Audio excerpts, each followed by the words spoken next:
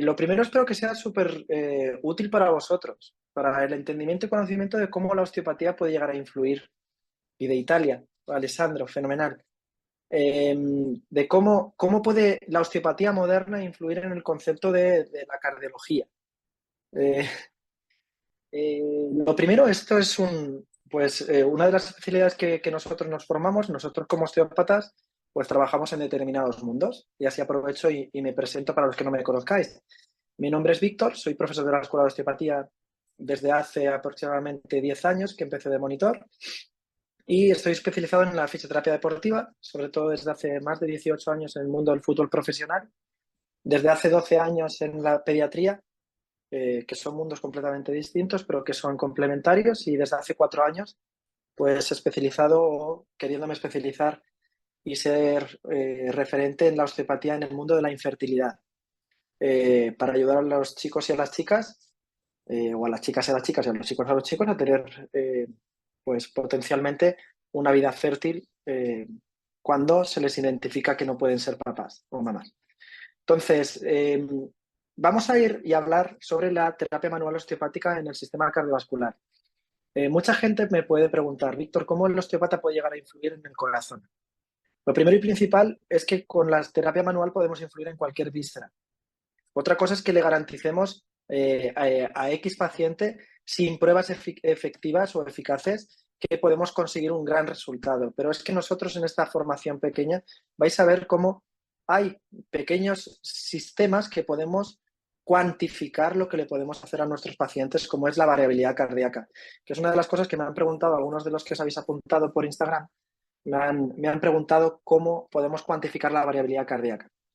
Entonces, lo que vamos a hacer es hacer como vosotros en vuestras consultas o en el inicio de vuestro estudio, que he visto que hay fisioterapeutas de último año de formación, incluso ya osteópatas que ya estáis cursando la formación de osteopatía o que ya habéis terminado, ¿cómo es la osteopatía moderna en el mundo de la cardiología? Siempre os digo lo mismo. Tenéis que visualizar. La anatomía es un mundo de lo más grande posible. Y lo que tenéis que hacer es haceros pequeños esquemas.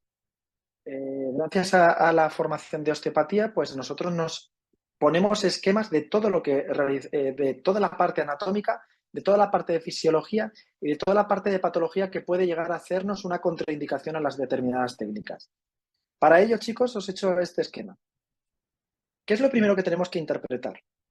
Lo primero, siempre que doy esta formación a nivel presencial o online, es que siempre os digo que os imaginéis que estáis en un chalet, en una casa grande. Y cada cuarto dividir la casa en 4 partes. Las plantas de abajo, las 2 habitaciones de abajo serán los ventrículos y las 2 habitaciones de arriba serán las aurículas. Lo que es importante es que identifiquemos que entre las habitaciones hay tabiques, pues igual le pasa a las aurículas. Encontramos el tabique interauricular que hasta el primer latido extrauterino tiene una fosita que lo comunica y un tabique interventricular. Pero es que entre las habitaciones de arriba y de abajo también hay un tabique que separa la aurícula y el ventrículo, que se llama el tabique auriculoventricular. Entonces, lo importante es que identifiquemos que son 4 cavidades las que hay en el corazón, que tienen fisiología y función.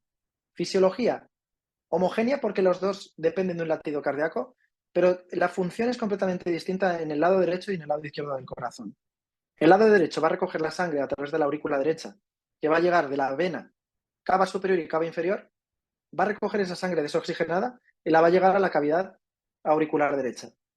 ¿Y eso de dónde viene toda esa sangre? Pues es la circulación que va a recoger de toda la sangre de los miembros inferiores, de los miembros superiores, del abdomen y de la cabeza. O sea que tendremos que hacer una valoración específica de lo que vamos a trabajar tanto en el lado derecho como en el lado izquierdo a nivel cardíaco. El lado izquierdo ya sabemos que es el que va a controlar la arteria aorta. La arteria aorta sale del ventrículo izquierdo, mientras que la arteria pulmonar sale del ventrículo derecho.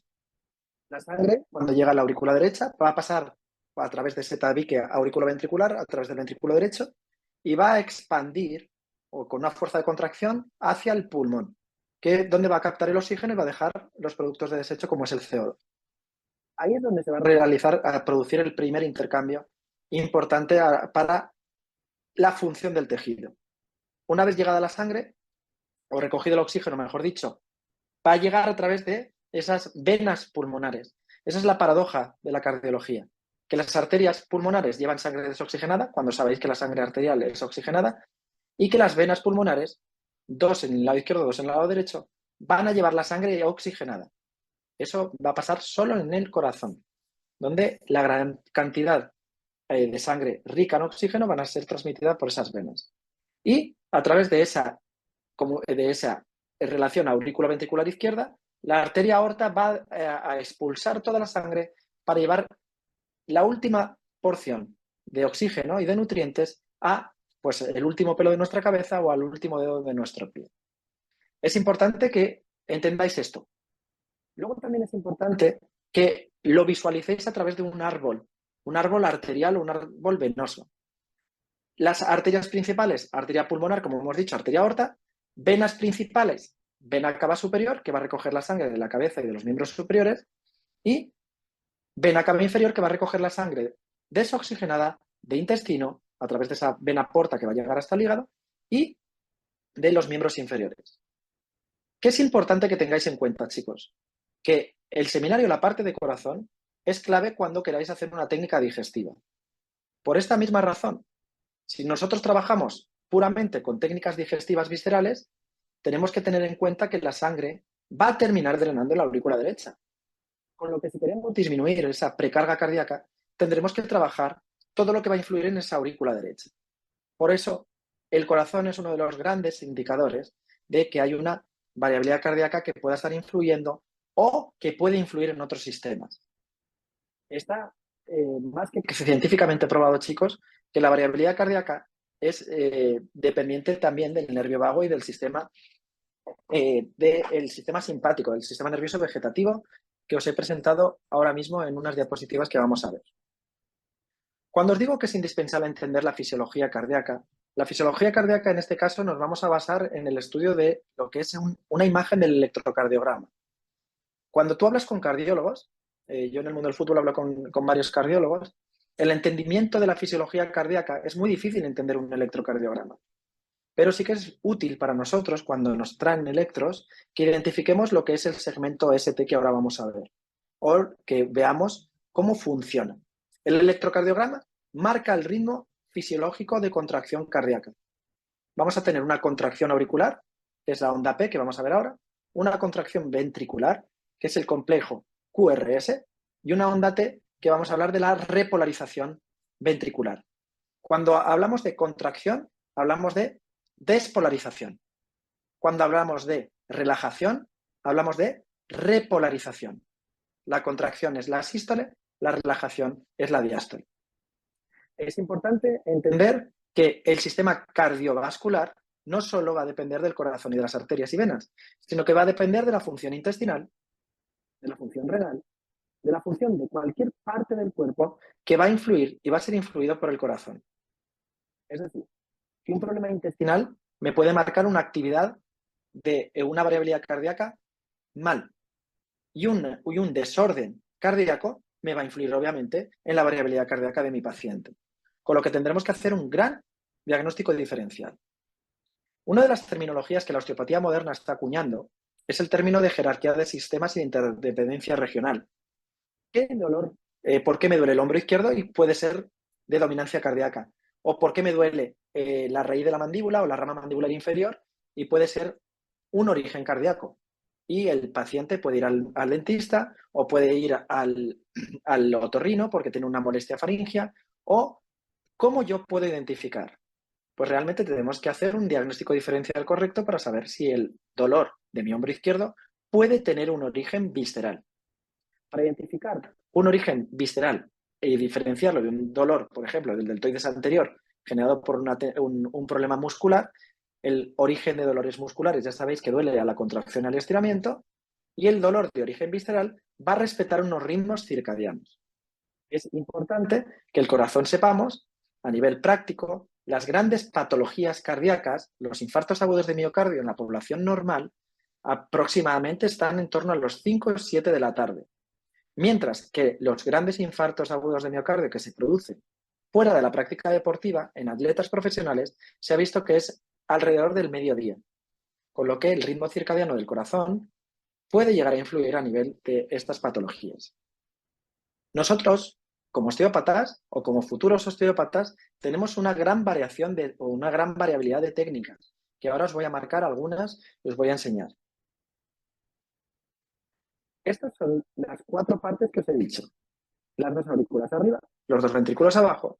Y es importante que identifiquéis, la gente que ha tenido la desgracia de escucharme como profesor, ya sabéis que yo pongo muchos ejemplos. Si nosotros vemos que miramos hacia nuestro techo y vemos el techo y visualizamos una ventana, si vemos y hemos visto que estamos en una casa grande, en un chalet con 2 habitaciones arriba y 2 habitaciones abajo, si abrimos la ventana, esa es una válvula. Esa válvula que comunica la aurícula derecha con el ventrículo derecho se llama la válvula tricuspidia. Se llama tricuspidia porque tiene 3 cúspides. Y si veis en la imagen, hay unas cuerdas que van a la válvula. Si os dais cuenta aquí, hay unas cuerdas que van unidas a unos músculos papilares.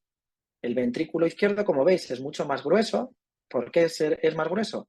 Porque tiene que demandar más sangre a determinadas extremidades, mientras que el ventrículo derecho es más fino porque tiene que ir al pulmón. Y la proximidad con el pulmón, con el ventrículo derecho, es mucho mayor que la uña del pie con el ventrículo izquierdo. Esta es la ventana mitral, que separa la aurícula izquierda del ventrículo izquierdo. Tiene 2 valvas, como podéis observar. Estas valvas, ¿cómo se abren? Como si fueran una piñata de esto de las fiestas de cumpleaños. Esas cuerdas van a traccionar de esas valvas y van a abrir la sangre, van a permitir el paso de sangre, que en un primer tiempo va a ser por difusión simple, que no va a gastar nada de energía, y en un segundo tiempo, cuando haya una contracción grande ventricular o auricular, se va a generar con difusión activa, va a producir un aumento de la energía. Entonces, en un primer tiempo, las fases de llenado van a ser un llenado pasivo y un llenado activo.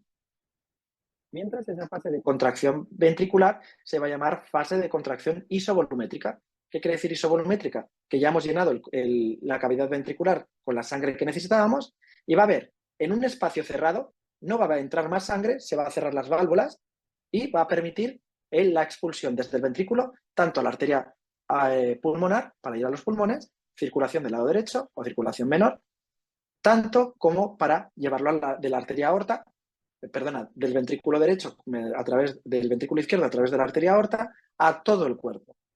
Entonces, esta es la gran contracción del ventrículo izquierdo, lo que va a permitir el flujo vascular a todas las partes y a todos los tejidos de nuestro cuerpo. ¿Qué significa entender la fisiología cardíaca?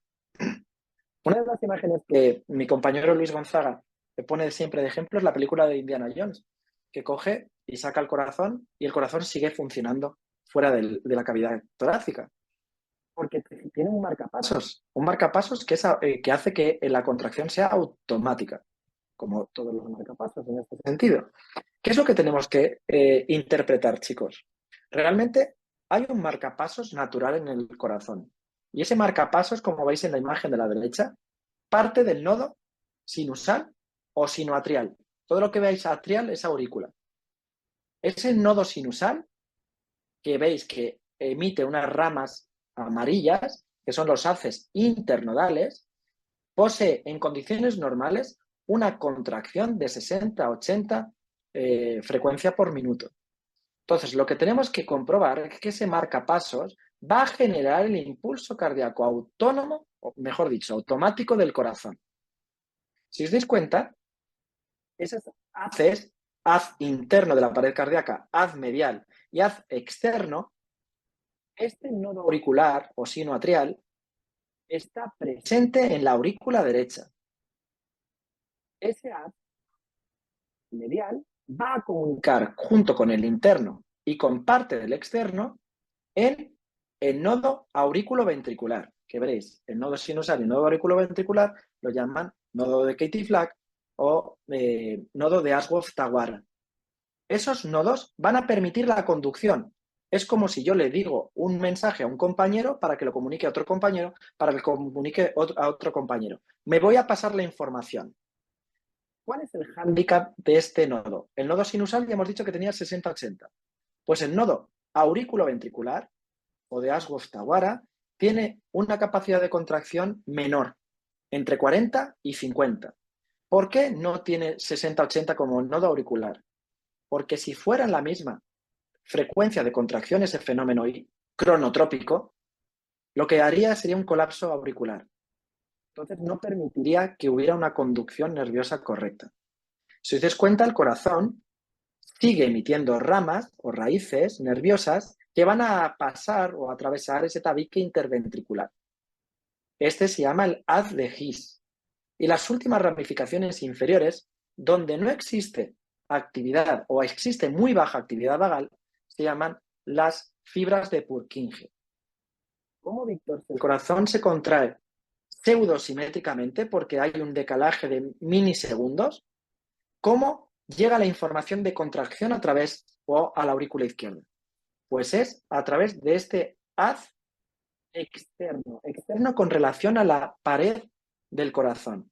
Está más hacia la izquierda, con lo que es más externo que esta parte derecha, que es más interno. Entonces, esta rama va a producir la contracción de la aurícula izquierda.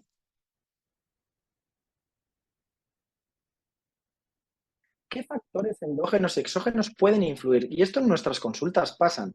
¿Conocéis el síndrome de la bata blanca? ¿O alguien se ha puesto nervioso o nerviosa cuando va al médico? ¿Lo conocéis alguno? ¿O sube la frecuencia cardíaca? ¿O están en vuestras camillas, tanto como fisioterapeutas como osteópatas, y el paciente solo por tumbarse la camilla nota que le aumenta la frecuencia cardíaca y empieza a liberar sudoración? ¿Eso os ha pasado alguna vez en la consulta? ¿O a vosotros mismos? Aunque sea por el chat, chicos. Si no os he dormido en la primera parte. Vale, Florencia, tú me dices que sí. Florencia, ¿eres la chica que conozco yo o no? ¿O es otra Florencia? Vale, fenomenal. Entonces, un abrazo muy gordo. Realmente, ¿cuáles son los factores endógenos? El factor endógeno puede ser un fallo cardíaco. Un fallo cardíaco que hemos nacido con un fallo cardíaco y puede estar produciendo un aumento de la frecuencia cardíaca. Por ejemplo, más factores endógenos que se os puedan ocurrir. Os pongo yo un ejemplo. Tema hormonal. Cuando nos gusta una persona que está cerca de nosotros, empieza a haber una cascada hormonal y empieza a aumentar la frecuencia cardíaca. Hormonas, medicación, sería un factor exógeno, pero que se convierte en un factor endógeno a la larga, porque los neurotransmisores siguen influyendo. ¿Me podéis algún ejemplo endógeno más, chicos o chicas? Un factor endógeno que puede influir en el corazón. ¿Qué se os ocurre?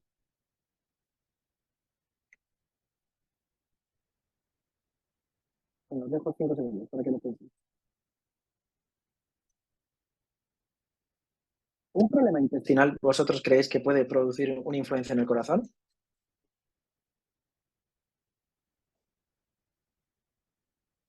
Patología pulmonar, ¿me has puesto? Sí, patología pulmonar. Perfecto. Una patología pulmonar puede influir en el corazón. Fenomenal. ¿Una patología en el riñón puede influir al corazón? De hecho, influye. ¿Cómo se llama la patología que asocia el riñón con el corazón?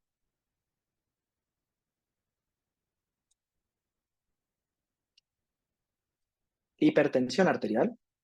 Entonces, vísceras que pueden llegar a influir en el sistema cardíaco. El sistema emocional, chicos. Ya sabemos que la nueva visión de la osteopatía te marca que somos factores psicosociales. El factor psicosocial influye en todo. Si estamos con depresión, nos va a influir en el corazón. Si estamos con ansiedad, nos va a influir en el corazón. Con lo que quiero que veáis es que ya la nueva forma de tratamiento a vuestros pacientes no tiene que ser siempre tratar las referencias. Hay que buscar el origen del problema. Y el origen del problema puede ser una ansiedad, puede ser una depresión, puede ser que desde pequeño, cuando me he tumbado en la camilla de los médicos, pues me he puesto muy nervioso y el aprendizaje o la madurez ha sido nefasta. ¿Qué es lo que pasa? Que en ese momento no genera una patología orgánica, pero puede llegar a producir una patología orgánica a la larga. ¿Vale? ¿Y los factores exógenos qué puede ser? Un susto, una conversación, me deja mi novio o mi novia y me deja con un ritmo cardíaco irregular por una modificación del sistema nervioso vegetativo. la toma de medicación, ser hipernervioso, un susto que me puede dar, o vivir con miedos. El vivir con miedo es uno de los influyentes mayores. Todo esto son aferencias que van a influir en que la respuesta cardíaca sea distinta. ¿Qué es lo que tenemos que hacer? Comprender el ciclo cardíaco, que son los acontecimientos que pasan entre un latido cardíaco y el siguiente, que os los he dicho, llenado pasivo, llenado activo, contracción isovolumétrica, ¿vale? Y comprender lo que es el gasto cardíaco y el sistema de conducción intrínseco del corazón, que es lo que estamos viendo. Pero ya sabéis, chicos, que nosotros como terapeutas, tanto fisioterapeutas como psicólogos, como médicos, tratamos el sistema nervioso vegetativo de los pacientes.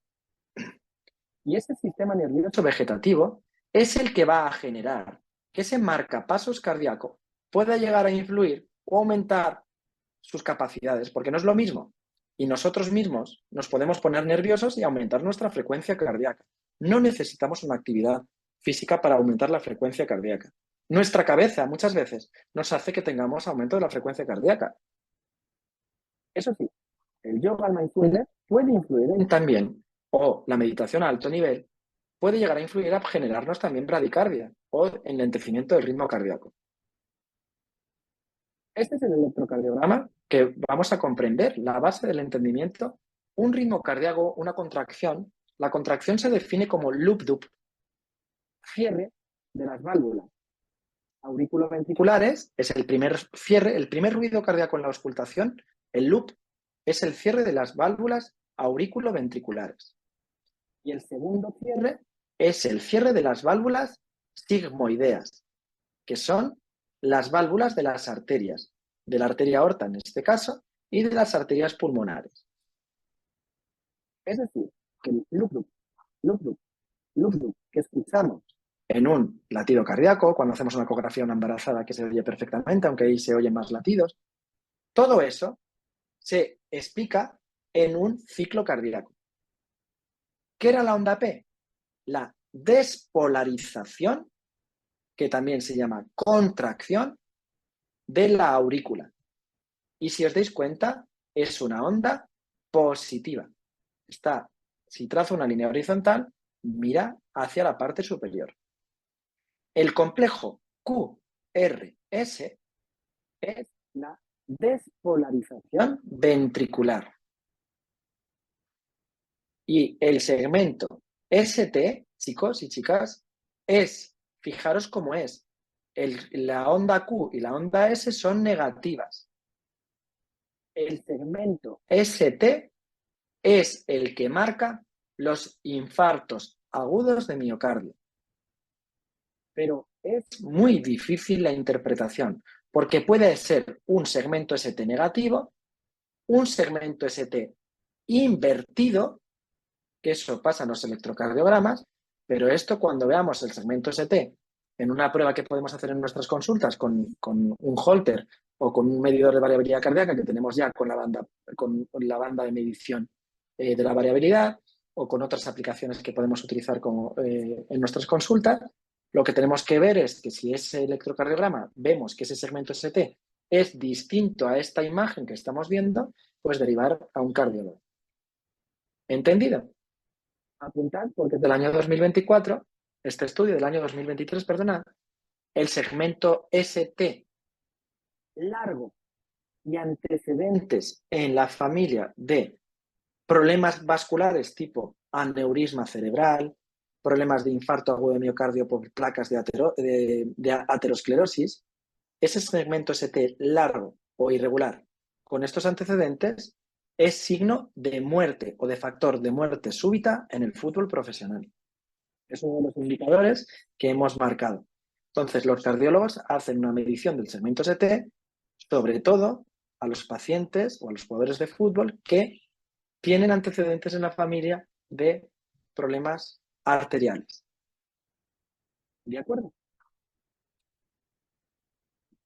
Uno de los indicadores de las contraindicaciones absolutas al tratamiento de osteopatía en fase aguda, obviamente, no te va a llegar un paciente con un infarto agudo de miocardio como veis en la imagen de arriba a la izquierda. Y en la imagen de abajo a la izquierda es una placa de una aterosclerosis, una placa de un colapso arterial que está produciendo un bloqueo del pasaje vascular, con lo que esto a simple vista, si es reversible, se llamará angina de pecho o ANGOR, y si no es reversible, generará una necrosis a largo plazo, que el tejido morirá y generará un infarto agudo de miocardio. Los síntomas, chicos, son muy similares entre la angina de pecho y un infarto agudo de miocardio. En uno es reversible con la toma de nitroglicerina sublingual o de trinitrina, y en el otro, como es un infarto agudo de miocardio, no es reversible, obviamente, ni con la toma de trinitrina. Lo que sí es bueno entender las patologías médicas. Y como os he dicho que anatómicamente en todos los seminarios, en todas las formaciones que hagáis, aquí hablamos de osteopatía, pero en todas las formaciones tenéis que hacer esquemas. Pues una de las disfunciones que vamos a ver en el corazón tendremos que pensar. El corazón es un órgano muscular. Al ser un órgano muscular, podemos tener afectaciones en la capa muscular. ¿Cómo lo vamos a llamar? La capa muscular es el miocardio. Pues miocardiopatías. Vamos a tener también problemas en las puertas de entrada, que son las puertas de entrada, son las válvulas. Pues si hay una afectación valvular, vamos a tener valvulopatías. Esas valvulopatías pueden ser que formen un estrechamiento valvular, que llamaremos estenosis valvular, y una dilatación valvular, que llamaremos dilatación valvular. Todos los dos cuadros se llamarán insuficiencia cardíaca. Si es leve, llamaremos insuficiencia cardíaca leve, y eso en el ecodoppler que nos hará el médico verán el tamaño de esa válvula. Leve, pues es muy poca medición milimétrica. Cuando es muy grave, es un grado 4 de insuficiencia valvular, va a generar más cuadro y terminará en el quirófano con una sustitución valvular con una prótesis. Problemas en la capa externa o en la cara externa que llamamos fascia. Todas las vísceras están recubiertas por fascia. En el caso del corazón es el pericardio. Pues, ¿qué es lo que va a producir? Pericarditis. Es muy normal las pericarditis infecciosas por gérmenes banales. O porque hay una extravasación. Sabéis que hay un puente de comunicación entre las infecciones de los dientes y la formación de valvulopatías o de cardiopatías reumáticas. ¿Qué conlleva una cardiopatía por una bacteria que venga de ese plexo maxilar inferior sobre todo? La sustitución valvular. Fallos en la conducción.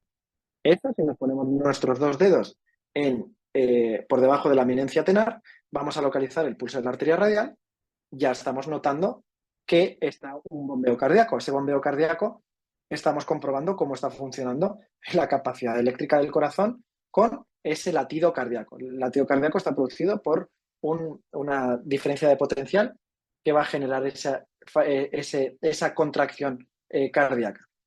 Pero ¿qué es importante? Que identifiquemos los dos ruidos cardíacos que os he dicho. El loop-dub.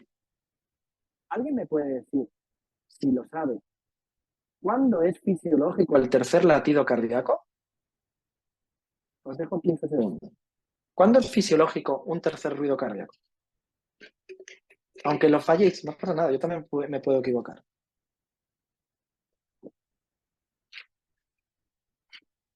Antes de los 20 años. Vale, en pacientes jóvenes. Vale, te lo puedo comprar. Algo más. Que es fisiológico, que no sea patológico. Está muy bien.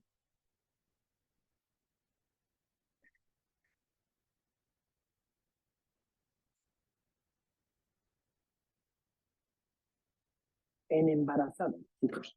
En embarazadas es fisiológico los 3 latidos cardíacos.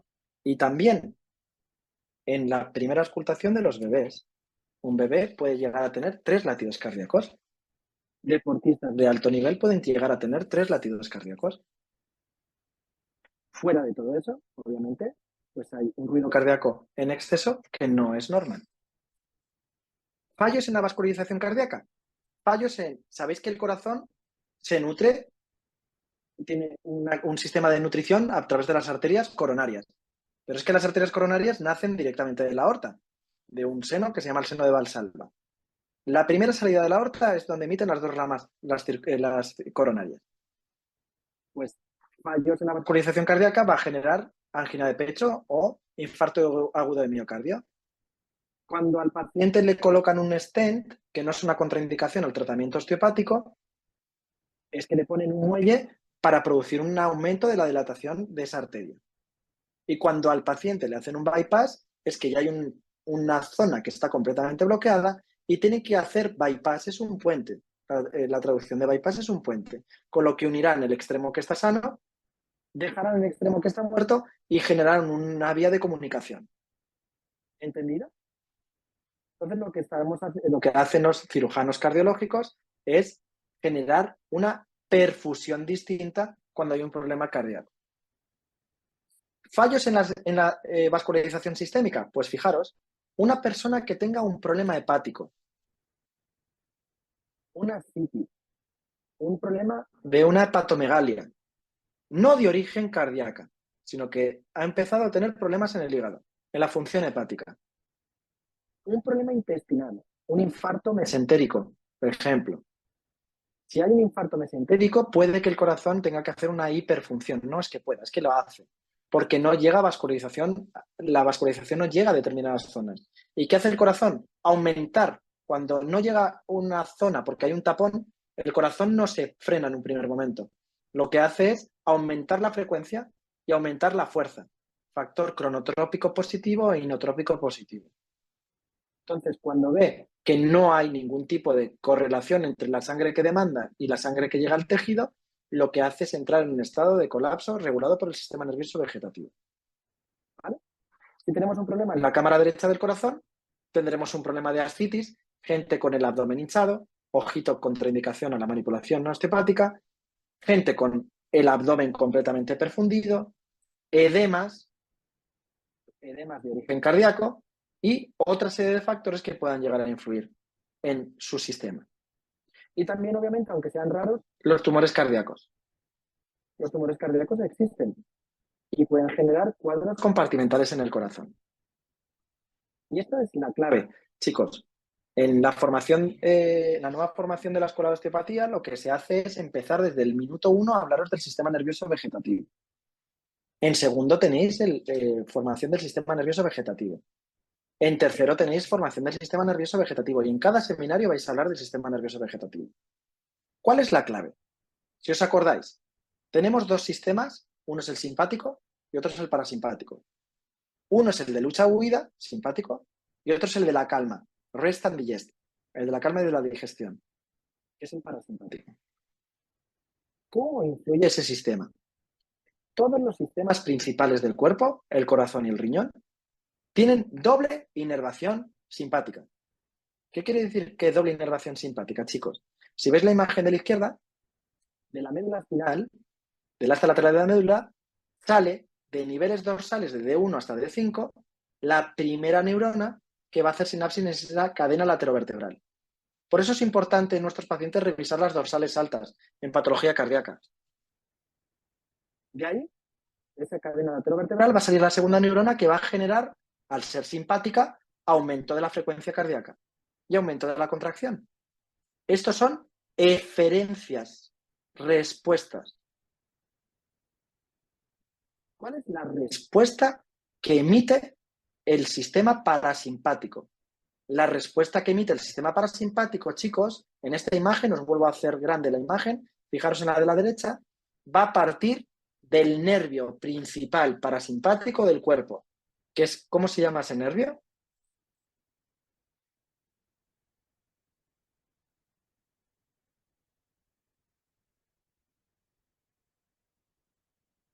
El nervio vago, perfecto. Si os dais cuenta, en la imagen de la derecha, eferente, nervio vago eferente, en color morado, sale del núcleo dorsal motor del vago. Aunque también en determinados estudios se ha visto que el núcleo ambiguo puede también influir a nivel del corazón. Está la duda. ¿Vale? ¿Qué va a hacer el parasimpático a nivel cardíaco? Disminuir la frecuencia, disminuir la capacidad de contracción. ¿Cómo el osteópata puede llegar a influir en esto? Trabajando las aferencias. ¿Qué es lo que me está produciendo que los ritmos del corazón estén en discordancia? ¿Cómo puede haber una asimetría o un desbalance simpato-vagal? o simpato parasimpático. Pues esa es la clave del gran profesional a día de hoy. Trabajar sobre las aferencias. Lo morado, chicos y chicas, que vemos en la imagen de la derecha, neuronas eferentes, centro cardio acelerador. Lo morado, perdona, lo morado son neuronas eferentes vagales, centro cardio inhibidor o cardio desacelerador. El vago lo que hace es ralentizar el ritmo cardíaco. ¿De dónde sale el simpático? Lo vemos en color, chicos, verde. Hasta lateral de la médula, hace sinapsis en la cadena laterovertebral y va a llegar al corazón. ¿De dónde salen los niveles medulares simpáticos para la activación del corazón? De D1 a D5. Tendremos que ir a revisar esos niveles eferentes. Es la respuesta. Pero si mi paciente tiene ansiedad, tendremos que ir a trabajar sobre su cerebro, sobre su cráneo. Y hay técnicas craneales con evidencia sobre la ansiedad. Seminario de tercero de osteopatía. ¿Entendéis? ¿Cómo puedo trabajar el trayecto del vago que me pueda estar influyendo? Trabajar el cráneo, fascias anteriores del cuello, trabajo del tórax, trabajo diafragmático y trabajo visceral hasta llegar al colon descendente. El colon descendente no tiene eferencias ya vagales. La respuesta parasimpática a través del colon descendente, sigmoide recto, útero, vejiga, próstata, pene, vagina, no va a llegar a ser eferente vagal, va a ser eferente del parasimpático pélvico. Bien. Y si os dais cuenta, el sistema simpático, esto es una maravilla, esta imagen de la izquierda, ¿veis esa glándula por encima del riñón? ¿Por qué marcamos esa glándula por encima del riñón? ¿Qué glándula es esa y qué va a liberar, chicos?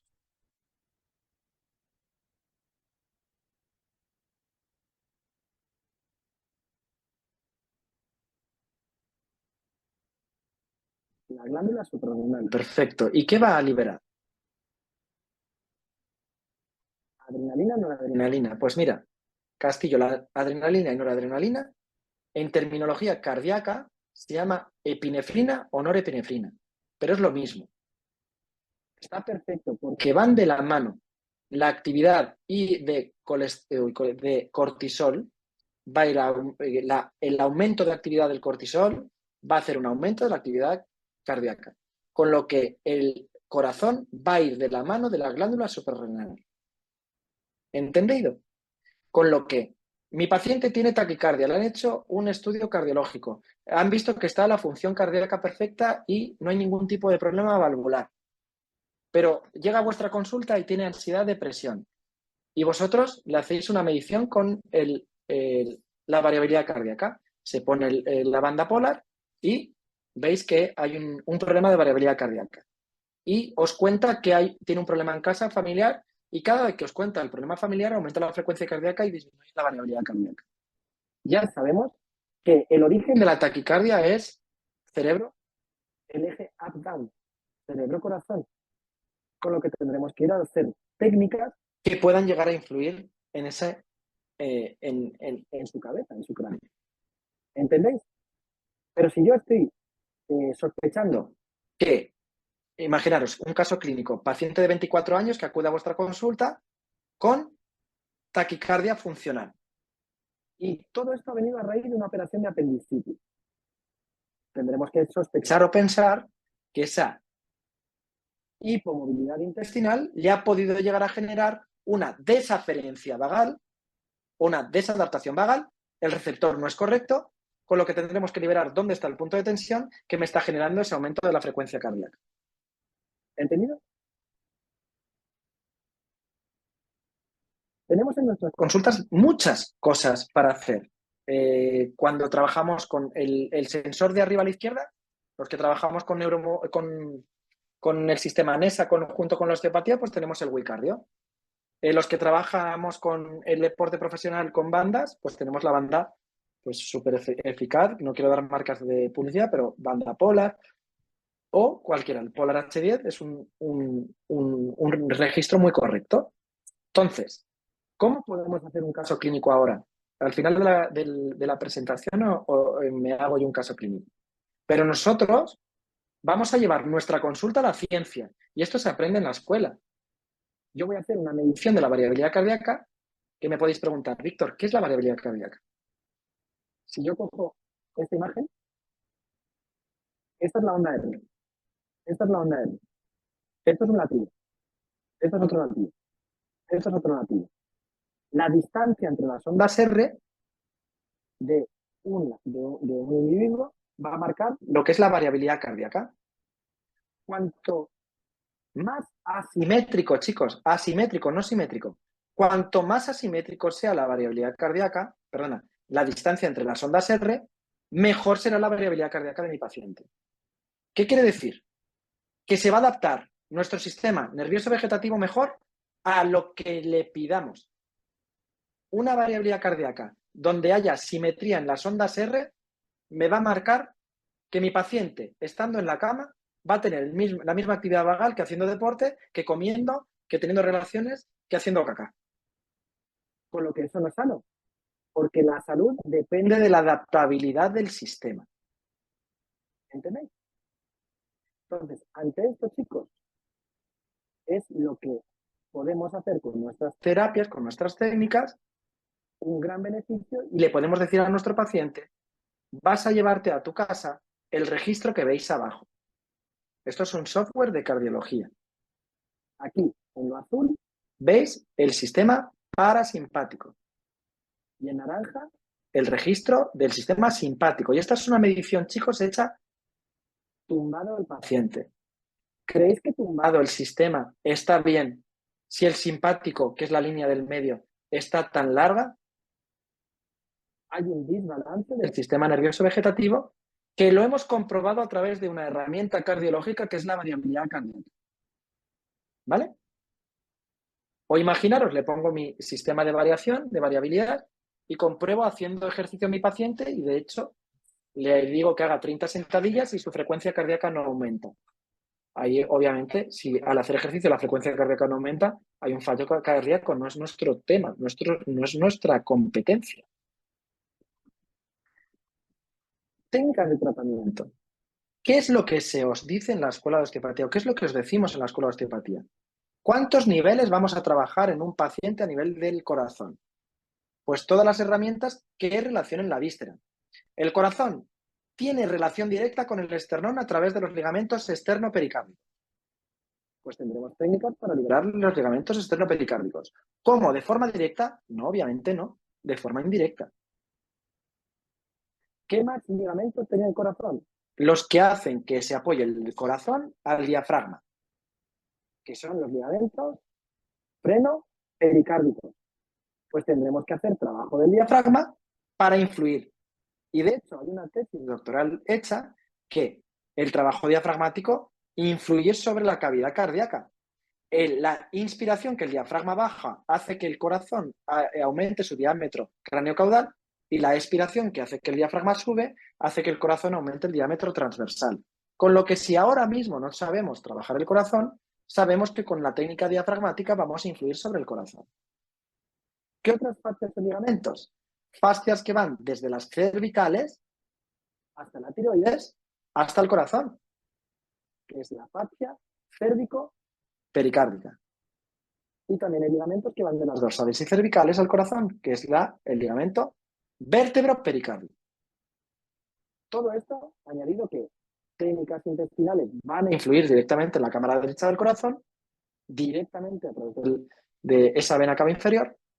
Técnicas inspiratorias, si yo hago técnicas de inspiración, el diafragma va a bajar y yo al hacer técnicas digestivas voy a aproximar las vísceras al diafragma, con lo que produciré una mejoría en la respuesta venosa vascular.